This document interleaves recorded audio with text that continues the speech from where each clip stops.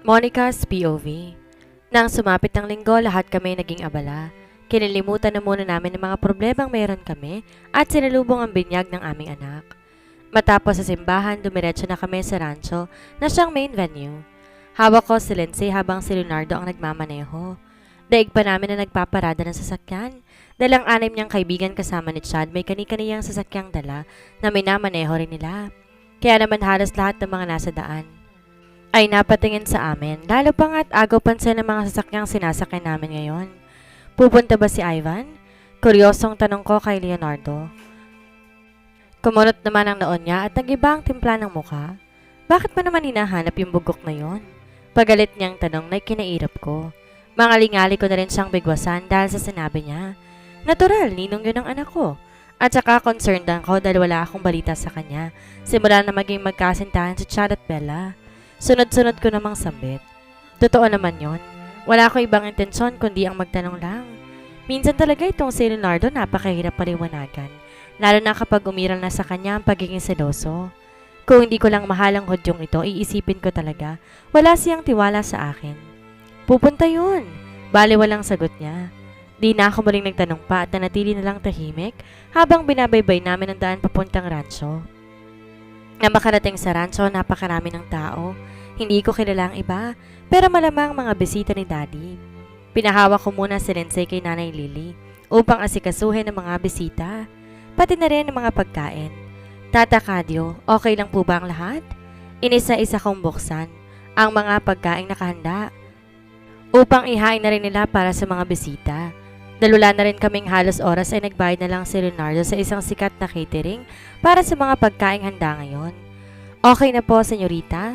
Si Don Juan po'y nasa balkonahe at kausap ang isa po sa mga kaibigan ng asawa mo. Nagtatakang pumunta ako ng balkonahe upang tingnan kung sinong kausap ni Daddy na sinasabi ni Tata Kadyo. Na makarating ako doon, ay nakita kong nakatalikod sila habang seryosong nag-uusap. Dad? Patanong kong bungan. Sabay naman silang humarap. Napataas pa ang kilay ko na makita kong si Ivan pala ang tinutukoy ni Tata Kadyo.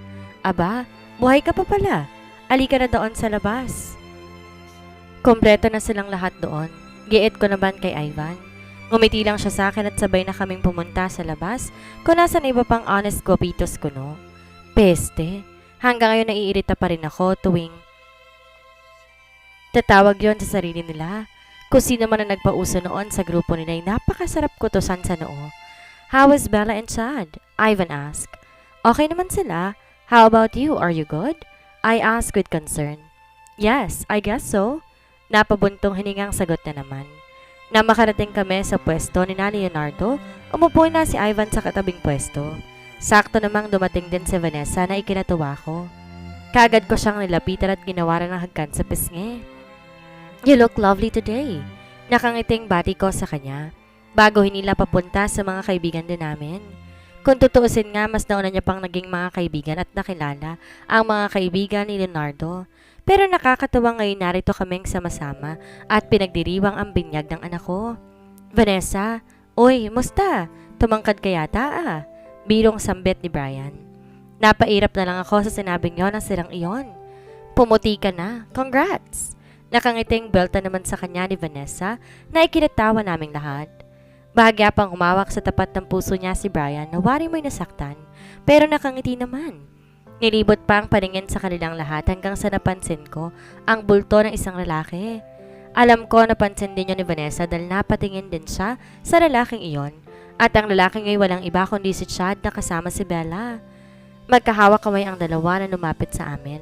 Ngunit pagkalapit nila ay siya namang alis ni Vanessa at Ivan. Habang si Chad umupo sa tabi ni Leonardo na mukhang naguguluhan.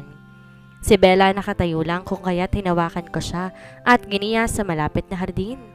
Bala ko sana siyang kausapin tungkol sa relasyon nila ni Chad nang bigla naming narinig sina Vanessa at Ivan na nag-uusap di kalayuan sa kinalulugaran namin.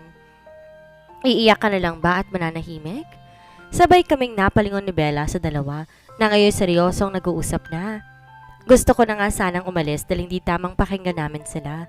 Ngunit hinila ako ni Bella dahilan upang manatili kami at makinig sa kanila. Kaibigan mo rin naman ako. Pwede kang umiyak sa akin kung gusto mo. Muling saad ni Ivan kay Vanessa. Humarap naman sa kanya si Vanessa nang nakangiti, kahit na nga ba may luha sa mga mata niya. Ikinagulat ko rin ang mga salitang lumabas sa bibig niya. Pakiramdam ko nga'y akong nasasaktan para sa kanya. Pwede ko bang hiramin ang balikat mo? Kahit saglit lang. Iiyak lang ako at pagkatapos, wag mo na akong tatanungin kung bakit. Nakangiting saad niya kay Ivan. Nang mapatiin ako kay Bella, nakatakip ang palad niya sa sariling bibig na para bang nabigla rin katulad ko. Tumango ang binata habang marahang sinandal ni Vanessa ang mukha niya sa balikat ni Ivan. Bawat hikbi at sa bawat patak ng luha niya, dama ko ang sakit. Kung pwede ko lang sana siyang tulungan, ngunit hindi ko magawa. Wala akong tulong na kayang ibigay sa kanya ngayon. Bakit ba may mga taong papangakuan ka, paaasahin, mamahalin tapos sa huli iiwan ka rin? Mahinang tanong ni Vanessa kay Ivan habang umiiyak pa rin. Napahawak naman si Bella sa kamay ko na mahigpit. Sa tingin ko nasasaktan din siya sa nangyayari, ngunit di na ba wala rin siyang magawa? Alam kong mahal niya si Chad at di niya kayang bitawan ito dahil siya naman na masasaktan. Matuto kang lumaban para hindi ikaw ang laging sinasaktan. Ipakita mo na kaya mo. Kahit na nga bang totoo, takot ka tumihingi ng saklolo. Sa huli, matuto kang bumitaw at tumalikod, lalo na kung walang dahilan at napipilitan na lang. Seryosong sagot naman ni Ivan. Kapag lumaban ba ako, may ipaglalaban pa ba ako? Kapag kinaya ko ba ngayon, bukas, kaya ko pa rin kaya? At kapag bumitaw ba ako ng kusa, mawawala na ba yung sakit? Titigil na ba yung pagdari ng luha ko? Hindi na ba ako makakaramdam ng ganito? Nakaka-move on na ba ako? Sunod-sunod pang tanong ni Vanessa. Ngunit lumipas ang ilang segundo, walang naging sagot si Ivan. Di ko na napigilan ng maiyak dahil sa mga naririnig at nakikita ko. Dalawang taong nasasaktan dahil sa sitwasyong hindi naman nila ginusto. Habang si Chad walang kamalay-malay, sa ko naman ang nangyayari at si Bella namamanghal din naman. Mga kaibigan ko sa lahat kamag-anak pa ngang isa, kaya wala ako mapili at hindi dapat na mamili. Tulad nga ng sabi ni Leonardo, mas makabubuting manahimik na lang muna at huwag nang makisali pa. Matuturing dumaban hanggat kaya mong panindigan kung bakit mo siya ipinaglalaban. Matuto ka ring magpahinga, lalo na ako nakakaramdam ka ng panghihina. Matuto kang bumangon kung saan ka nadapa noon at sa huli matuto kang lumingon. Malay mo naghihintay lang siya na lingonin mong muli. Hindi mo yan makikita kung tatalikod ka na lang maglakad palayo. Mahabang saan ni Vanessa kay Ivan bago naglakad na papalayo. Nang bumaling ako sa gawin ni Bella, impit na rin siyang umiyak habang sapo ang tapat ng puso. Niyakap ko siya at marang hinaplos ang likod niya nang sa gayon guminhawa ang pakiramdam niya. Hindi ko naman to ginusto. Hindi ko naman gustong manakit ng damdamin ng tao. Pag-uumpisa niya habang nakayakap din sa akin na mahigpit. Pero kailangan, para sa kaligtasan ninyong lahat, giit niya pa. Hindi ko maintindihan kung anong pinupunto niya. Hindi ko rin alam kung anong ibig sabihin ng mga sinabi niya. Pero isa lang ang sigurado ko. At yon ay ang kaalamang may nag-uudyo kay Bella na gawin ng mga bagay na ginagawa niya. Open up to me. I will listen. Tatanggapin kong lahat, maiintindihan kita.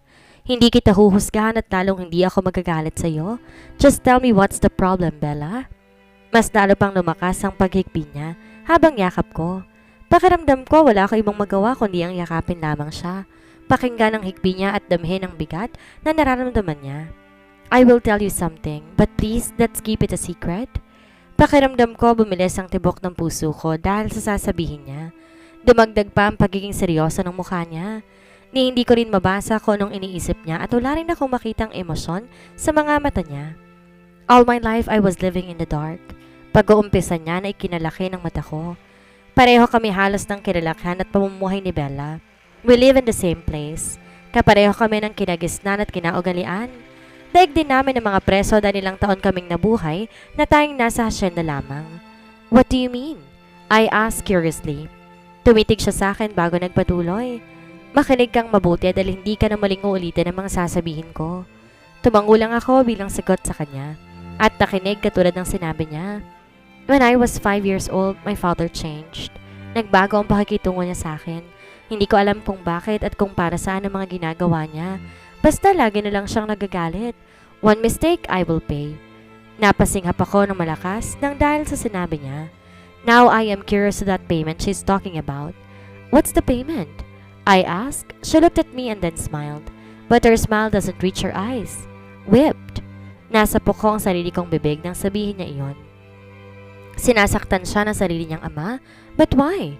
Tapos sinabi niya sa akin yun na nakangiti na para bang wala lang sa kanyang parusang iyon? What the? Sa tuwing may mali akong nagagawa, maliit man o malaki. Lagi ako nitong latigo ang kabayaran. Nagsimula yun nung tumungtong ako ng 5 taong gulang. Kaya naman para maiwasan ko yon lahat ng utos si Daddy, sinusunod ko. Not until I heard them talking. Kapag tumungtong ako sa edad na 23, ipapakasal daw nila ako sa isang mayaman na businessman. Kaya yon, at the age of 20, labag man sa kalooban ko, lumayas ako. Namuhay ako mag-isa sa ibang bansa nang walang tulong ng iba, maliban kay Chad. You know that story, right? Hindi ko maiwasan makaramdam ng awa para sa kanya habang nagkukwento siya. Alam ko rin ang sinasabi niyang paglayas na yon dahil di naman kami wala ng komunikasyon sa isa't isa noon. Si Chad ang tumulong sa kanya na makarating siya sa Amerika. Nagtrabaho siya roon at pinag-aral ang kanyang sarili. Habang tinutulungan niya akong lutasin ang mga problema ko dito noon. Wala man lang ako nagawa para tulungan siya pabalik. Pero nitong bumalik ako galing Amerika, akala ko okay na. Akala ko nagbago na si Daddy, hindi pa rin pala. In order for me to be accepted as Avila again, I need to face the punishment.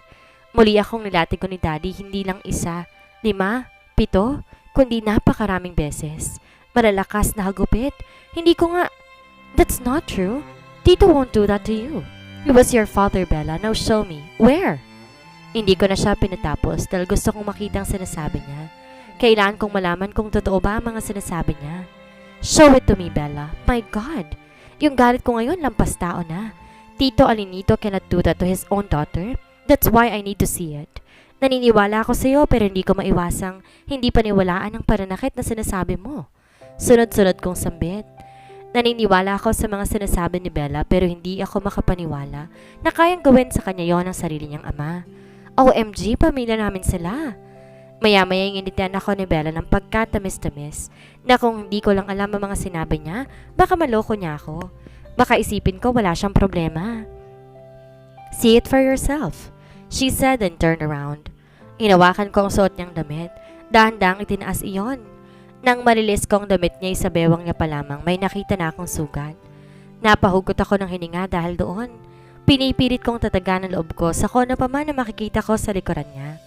Hanggang siya na mismo ang nagkusang magtaas ng damit na suot niya. Nang tumambad sa akin ang likuran niya, halos kapusin ako ng hininga. Punong-puno ng sugat ang likod niya. Ang iba nga ay sariwa pa, habang iba ay tuyo na at ngayon naging pilat na lamang. Hindi ako makapaniwala sa nakikita ko. Hindi ko alam kung makakadama ba ako ng galit para kay Tito dahil sa ginawa niya kay Bella. He is a monster. Maya-maya pa'y binaba na rin ni Bella ang damit niya bago humarap sa akin. Muli ulit siyang umiti na parang walang nangyari. Okay lang ako, don't worry about me, I'm fine. Sanay na ako. Kagad ko siyang niyakap ng napakahigpit. Sa pagkakataong to, ako naman ang umiyak ng umiyak sa bisig niya. Sorry, wala ako nagawa para tulungan ka. Na hindi ko man lang alam o naisip na may problema ka pala. Habang tinutulungan mo akong gamutin ang puso kong sugatan dati, meron ka rin palang sugat na hindi ko man lang namalayan. Mas masakit pa yan kaysa mga pinagdaanan kong hirap at sakit. Pero wala man lang ako nagawa. I'm sorry. I'm so sorry. Sunod-sunod kong sambit. Dad wanted me to marry my best friend, Chad. Tila bomba yon sa pandinig ko. He wants Chad's name in order for him to be on top. I refused, Monica, because Chad was my best friend. Kaibigan lang at wala nang iba pa. Bukod pa ron si Ivan ang mahal ko. At ayokong saktan si Vanessa dahil alam kong buntis siya at si Chad ang ama. Pakiramdam ko, sasabog na ang isip ko sa dami ng impormasyon na sinasabi niya. Tila naninikip na rin ang puso ko kakapigil ng aking hininga. Ngunit wala naman akong nagawa. Hindi ko alam kung paano ko siya tutulungan. Nang hindi ako pumayag, pinasasahan ulit ako ni Dad. Latigo pa rin, tulad ng parusang kinagisnan ko na. Tinanggap ko yon, kahit gaano pa kasakit. Wag lang matupad ang gusto niya. Ngunit ngayon, hindi ko na pwede pang ipagsawalang bahala. Bahala na lang. Buhay na ni Chad ang nakataya, pati na rin si Ivan. Sabi niya kapag hindi ko raw nakuha si Chad para pakasalan ako, siya raw ang gagawa nun para sa akin. Natakot ako hindi para sa sarili ko, kundi para kay Chad. Kilala ko si Daddy. Walang pwedeng humarang sa kanya. Kaya nga pinalayo ko rin si Ivan sa akin kahit na napakasakit doon para sa akin. Dad might kill them. Kaya tinanggap ko ng lahat, Monica. Ginagawa kong lahat ng alam ko at makakaya ko para tigilan niya ang dalawa. Kahit kapalit pa nun ay magmukha akong kontrabida sa istorya ng iba. Sa hinaba-haba na sinabi sa akin ni Bella, hindi ko pa rin talaga maintindihan ang lahat. Dahil para sa akin walang magulang na gugustuhin masaktan o saktan ng sarili nilang anak. Maliban na lang kung tinatanong ko ang sarili ko kung bakit ginagawa sa akin lahat ng ginawa ni Dad. Kahit si Mama walang pakialam. Bulag sa mali ng asawa niya. Hanggang sa muli ko silang narinig. Nakadama na naman ng iba yung kaba sa kanya. What? Nangangambang tanong ko. Hindi ako tunay na Avila, Monica. Narinig kong sinisigaw yon ni Mama. Natulala ako at wala nang ibang nasabi pa. Wala rin akong ibang maisip at wala rin pumapasok sa isipan ko, kundi ang kaisipang ampon si Bella. Pero paano nangyari yon? Kaya ba siya sinasaktan ni Tito dahil hindi siya tunay na anak nito? May alam kaya si Daddy patungkol kay Bella at sa mga sinasabi niya sa akin ngayon? Kailangan malaman ni Leonardo ito. Hindi man tunay na Avila si Bella, might as well lisanin niya na ang Rancho Avila para hindi na siya muling masaktan pa. Sa kabilang banda, matapos ang binyag ng anak namin ni Leonardo, ay kaagad kaming bumalik sa Maynila. Gustuhin ko mang tumaliwas sa desisyon niya, hindi ko rin magawa. Bukod kasi sa mga naiwang trabaho sa Maynila, wala rin namang makakasama si Lindsay sa rancho. Hanggang ngayon, hindi ko pa rin nasasabi kay Leonardo ang napag-usapan namin ni Bella nung araw ng binyag ng anak ko. But Bella said that it was a secret to be kept. Hindi maaaring malaman ng iba bukod sa akin. Ngunit paano ko siya matutulungan nang hindi nalalaman ng asawa niya? Love? Nananansyang tawag ko kay Leonardo na ngayon ay abala sa mga papeles na binabasa niya. Narito kami ngayon sa site kung saan ako ang kinuha niyang personal assistant niya. Malaki rin ang kumpanyang ito ni Leonardo na kilala na sa mga nagpapagawa ng mga gusali. Yes, love? Sagot niya na hindi man lang nawala ang tingin sa binabasa niya. Alam kong marami siyang dapat tapusin at marami din siyang projects ngayon, pero hindi naman siguro ko abala sa kanya. Do you keep secrets? Ibinaba niya ang parcel ng project na binabasa niya at tumingin siya sa akin. What do you mean? Wala akong tinatago. Sa'yo, lahat sinasabi ko. Why? Kuryosong tanong niya. Ang pakiramdam ko tuloy napahiya ako. Ang ibig kong sabihin, tumikim pa muna ako bago nag-isip ng sasabihin.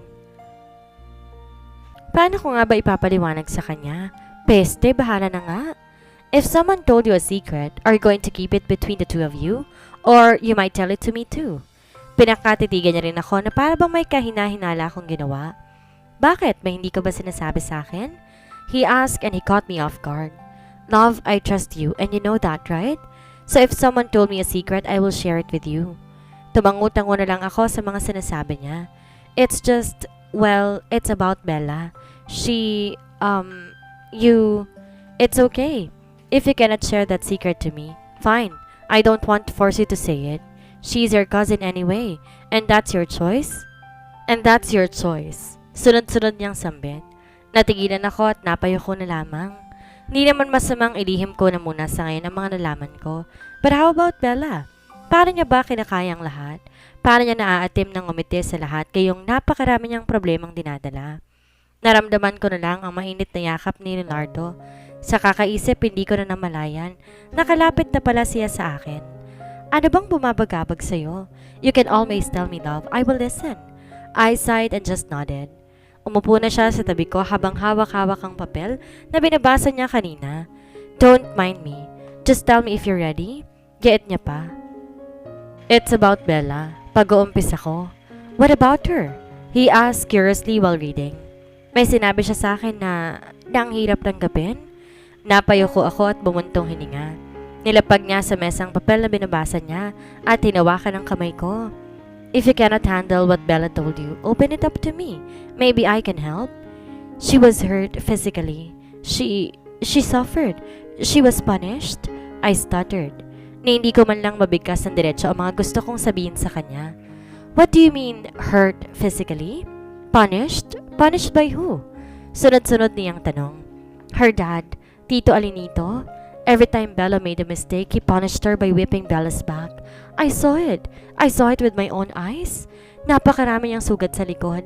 Hindi ko alam kung paano niya kinakayang lahat ng yon. Bella needs help, love. Naramdaman kong paghigpit ng hawak ni Leonardo sa kamay ko. Kapansin-pansin din ang pagigting ng bagang niya. Tanda na nakakadama siya ng galit. But he remained silent and just listened to me. Kaya niya ginagawa ang lahat, mapalapit lang kay Chad dahil utos si Tito. Kapag hindi siya sumunod, parurusahan na naman siya, and worst, Tito might hurt Chad too. Pinalayo niya rin si Ivan sa kanya para hindi madamay. Lahat yon pinapasa niyang mag-isa. And then she heard that. Tumitig sa akin si Leonardo at hinintay ang sasabihin ko pa. Hindi raw siya tunay na Avila. Ampon lang daw siya. Kahit ako hindi makapaniwala sa mga sinabi ni Bella. Kaya naiintindihan ko si Leonardo kung makadama man siya ng galit ngayon o kung nalilito rin siya. You know what? Maya-maya isambit niya. Lumingon ako sa kanya at sa pagkakataong to, ako naman na naghihintay ng sunod na sasabihin niya. Nung hindi ko alam na magpinsan kayo, akala ko magkapatid kayo. Bella look exactly like you. Kahit ikaw ganun din. May mga pagkakapareho po kayo na natural ninyong naipapakita. So how did damn happen na ampon lang si Bella? Napaisip naman ako sa mga sinabi niya, kung kaya't napatulala ako ng bahagya. Minsan nga talaga na pagkakamalan kami magkapatid ni Bella na hindi naman namin binibigyang pansin. Magkasundo kasi kami at halos may pagkakapareho ng ugali. Kaya naman sumasang-ayon ako kay Leonardo na paano naging ampon si Bella. I don't know. Hindi ko na alam kung anong iisipin ko. Kuryosong tumingin lang siya sa akin. I'm hungry. Wala sa loob na sambit ko pa. Bigla kasi ako nakaramdam ng gutom. Pakiramdam ko rin may gusto akong kainin. Ngunit nang dahil sa sinabi kong yon, tumawa siya nang malakas na kinakunot ng kilay ko. Ano nakakatawa? Maang natanong ko sa kanya. Seryoso kaya ako? Kanina kasi halos pasan mo na ang buong mundo, tapos bigla ka nalang ginutom? My God, Monica! Ano bang dapat mong gawin para hindi ako ma-inlove sa'yo ng gusto? Hinagkan niya ang labi ko at saka ngumiti. Huwag mo naman masyadong galingan. Love, hulog na ako. Giit niya pa. Pakiramdam ko tuloy nag-init ang pisi ko dahil sa mga sinasabi niya. Ako nga dapat ang namomroblema dahil mas mahal ko na siya kesa ngayon. Paano na lang kung bigla siyang magsawa sa akin? Kung maisip niyang bigla na hindi ako gusto niya talaga, paano kung iwan niya ako bigla? Gutom nga lang siguro ko kaya kung ano-anong iniisip ko. Come on, let's get day to day. Inila niya ang kamay ko palabas ng opisina niya. Ito naman kasi ang kagandahan ng opisina ni Leonardo dito sa site. Di na kailangan pa sumakay ng elevator. Maraming restaurant sa paligid. Kung titingnan, parang maliit na opisina lang ang site niya. Pero kinikilala sa pinakamataas at nangunguna ngayon dito sa Pilipinas. Sa kabilang banda, nang ihinto ni Leonardo ang kotse sa tapat na isang Japanese restaurant, kagad niya rin akong inalalayan pababa. At nang makapasok kami, amoy na amoy ko na ang aroma ng mga pagkaing siniserve sa restaurant na to. Ngunit kapansin-pansin ng mga babaeng halos lahat nakatingin sa kanya na makapasok kami. What's your order, sir? Tanong ng waitress sa lantaran ng pang-aakit sa boses niya. Ikinairap ko naman yon at kulang na nga lang bigwasan ng babaeng nasa tabi ni Leonardo ngayon. Like, hello, wife's here, what do you want, love? Maang natanong naman sa akin ni Leonardo. Napansin ko ang biglaang pagbabago ng mood ng waitress at ang pagkailang sa mukha niya. Ayan, himatayin ka sana sa inggit, bruha. Anything. I'm not a fan of Japanese food eh. You choose the best food. Pinadiin ko talaga ang mga iyon bago umirap. Nakakaramdam kasi ako ng inis sa waitress. Napakaharot, pisit. I'll choose you then. Baliwalang sagot naman ni Leonardo na may ngiting nakakaloko sa labi. Di ko rin siya kaagad na intindihan kaya naman kumunot na lang ang kilay ko habang nakatingin sa kanya. Ikaw ang pinakamagandang nasaluhan ko. Dagdag pa niya na mas lalong ikinapula ng mukha ko. Hindi ko inaasahan na sasabihin niya yon. Pakiramdam ko pa nga may kakaibang kahulugan yon eh. Daig ko pang sinilihan dahil sa pag-iinit ng mukha ko. Sigurado rin ako na pati ang tenga ko'y pulang-pula na ngayon. Nang tingnan ko ang waiter, nakakunot ang noon niya. Tila ba naiinip na sa aming dalawa kaya naman, pina-order ko na si Leonardo. Ngunit bago umorder ang bugok, ginawaran pa ako ng haggan bago sinabing I love you so much. Monica's POV. Eat up, love. Akala ko ba gutom ka? Maang na tanong sa akin ni Leonardo habang kumakain. Siya ang maganang kumakain habang ako nakatulala lang sa pagkain. Ni hindi ko nga ma-appreciate ang nakahandang pagkain sa harap ko ngayon. Don't you like the food? Muli pang tanong niya. Di naman kasi sa ayaw ko ang pagkain in-order niya, kaya lang, paano ba ako makakakain ng maayos kung chopsticks ang gamit? Sa sobrang gutom ko, baka pati ang pagkain nasa harap niya ay manguya ko na rin. Pero peste, ilalagay ko na lang sa bibig ko, mahuhulog pa? Kung di baga naman pahirap na sadya ang restaurant na to. Tumingin ako sa kanya bago nahihiyang yumuko at nagsalita. Tulungan mo nga akong makakain? Pakiusap ko. I thought he will laugh at me again, but I got surprised when he sat beside me and started feeding me like I was a baby. Halos hindi na nga siya kumain, basta mabigyan niya na lamang ako. Kain ka rin, I said while chewing. Ikaw muna, mas mahalagang mabusog ka. Happy wife, happy life. He smirked. Kasi naman I don't know how to use the chopsticks. Gutom na nga ako, pahirapan pa muna bago ako makakain. Kumunot naman ang noon niya dahil sa sinabi ko. Hindi ka marunong gumamit nito? Inumang niya sa akin ang hawak ng chopsticks na ikinairap ko naman. Bakit di mo sinabi sa akin kaagad? Sana sa American restaurant na lang tayo nagpunta. Ayaan mo na, nandyan ka naman. Abutan mo na lang ako. Napapangiting tumangutang na lamang siya. Mukhang kailangan kong kumayod ng kumayod ngayon ah. Hindi ko siya pinansin dahil hindi ko maintindihan ang pinupunto niya. Ilang oras lang din ang tinagal namin na magbasa ng mga papeles. Ang iba'y pinipirmahan niya at ang iba naman, tinatabi niya matapos basahin. Ako naman eto, nakatitig lang sa kanya habang nagtatrabaho siya. Bakit nga ba ang gwapo ng asawa ko? Dati naman na siyang gwapo pero pakiramdam ko, mas lalo siyang gumapo sa paningin ko. Lumaki ang muscles niya at kahit anong ihain ko sa kanya, inuubos niya. Pero hindi pa rin nawawala ang abs niya. Love, hindi ako makapag-concentrate. Damang-dama ko ang maganda mong titig sa akin mula dyan sa kinalulugaran mo. Daig ko pang bata na nahuling nag-uminit ng candy nang bigla siyang magsalita. Don't tell me gutom ka pa. My room is always open. You can always, alam mo na. Naginit ang pisngi ko at pati na rin ang tenga ko nang dahil sa sinabi niya. Peste, bakit ko naman siya... Do I look like a carnival? But I was curious. Ano na nga kaya ang timpla ng mokong na to? Love? Halos pabulong ko lang nabigkas. Yes? Kaagad namang sagot niya. Nahihiyaman sinabi ko ng gusto kong mangyari. Pwedeng pakagat? Nag-aaralang tanong ko sa kanya. Ang kinagulat ko lang ay bigla ang pagtayo niya at tumapit sa akin kakaagad. Na makalapit ay tinignan niya ako para bang natutuwa siya sa akin or kung ano paman. What? I asked. Sang parte ng katawan ko ang gusto mong kagatin? Nakangising balik tanong niya sa akin. Haba ako na may makakapagdesisyon kung ano ang gusto mong kagatin. Alin nga ba sa katawan niya ang gusto kong unahin? Pakiramdam ko kasi bigla akong napanunok. Pwede ba? Sa silid na sinabi niya kanina? What are we doing here? Kuryosong tanong ko sa kanya. Dali-dali naman niyang tinanggal ang pangitaas niyang damit at humiga sa kama. Come on now, kumagat ka na kahit saan. My body was exclusively yours.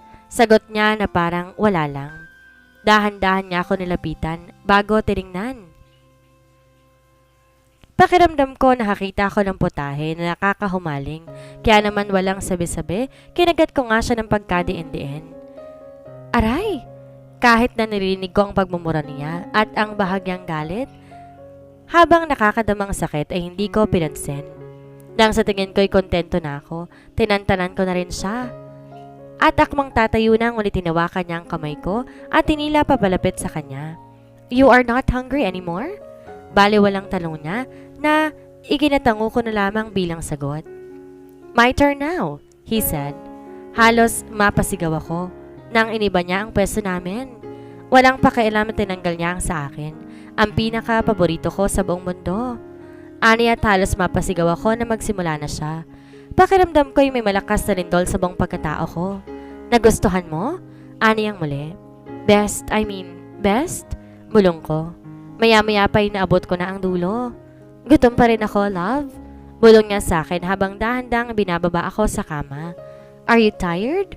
Umiling na lang ako bilang sagot sa kanya habang magkasabi pa rin ang aming katawan. Nang makahiga na'y nakatagilid kami at kapwa magkaharap sa isa't isa. Nahihiya akong salubungin ang tingin niya sa akin. Napunan ko ba ang gutom ko? Tanong niya na kinahiya ko palalo. Gusto mo akong kagatin muli? Giit niya pa. Hindi ko alam kung tatango ba ako o iiling. Pakiramdam ko kasi oo pero pinapangunahan ako ng hiya. Do I have to feel shy about what's happening right now? Nahihiyang tanong ko. Di ko naman kasi gawain yung ganito. Sa aming dalawa ni Leonardo, siya ang mahilig. Bakit ka naman mahihiya? Asawa mo ako, Monica. Obligasyon natin sa isa't isang ginagawa natin ngayon. Now move. Giit niya na para bang naguutos lang sa empleyado niya. Sinunod ko naman siya. Nagustuhan mo ba? Imbes na sagutin ko siya, ako naman na nagtanong sa kanya. Ngumiti naman siya bilang sagot. Maya-maya pa'y sinimulan na namin ang kanina pang gustong mangyari. Pareho kami naghahabol ng hininga. Pawisan, gawa ng mainit na pagsasalo at sikat ng araw. Muli, sabay naming naabot ang sukdulan. Niyakap niya ako na mahigpit bago binulungan ng I love you. Sa kabilang banda, tingin ko hindi magandang magsama tayo sa isang kumpanya. Wala tayong matatapos sa trabaho kung ganito. Giit ko kay Leonardo pagkagising namin. Ilang oras na lang uwian na. Ni isang trabaho wala man lang akong nagawa. Ewan ko lang siya kung may natapos siya sa mga trabahong ginagawa niya. What do you mean? He asked curiously. Tinaasan ko siya ng kilay at akmang sasagot na sana na makadama ako ng biglaang paghilom ng tiyan. Nasa puko ang sarili kong bibig. Pilit kinakalma ang sarili. Mas gusto ko ngang kasama lang kita rito. Nakikita kita. Alam ko kung anong ginagawa mo. At kahit di ka na kumilos o magtrabaho, kahit titigan mo lang ako maghapon, okay lang sa akin. Basta narito ka. Sunod-sunod niya pang sabi. Ngunit wala doon ang atensyon ko kundi nasa sikmura ko na ngayon ay matindi na ang hilab. Tumakbo ako kaagad sa silid niya at pumasok na sa banyo. Hindi ko na rin pansin ang mga sinasabi ni Leonardo. Dumuwal ako ng dumuwal sa banyo hanggang sa pakiramdam ko nanlalambot na ang buong katawan ko. Hindi ko na rin namalayan ang pagpasok ni Leonardo sa silid. Marahan niya ng hinahagod ng likod ko habang nagtatanong kung may masakit ba sa akin or kung ano ang nararamdaman ko. I think may nakain akong di maganda, giit ko. Ngunit pareho lang naman kami ng kinain ni Leonardo. Bakit siya hindi dumuwal? Mas matibay ba ang sikmura niya kaysa sikmura ko? I don't think so, love. Nakangiting sagot na naman habang nakatitig sa akin. Why? What do you mean? Kuryosong tanong ko. Sana ngayon, kamukha ko na magiging baby natin? Aniya pa na ikinalaki ng mata ko.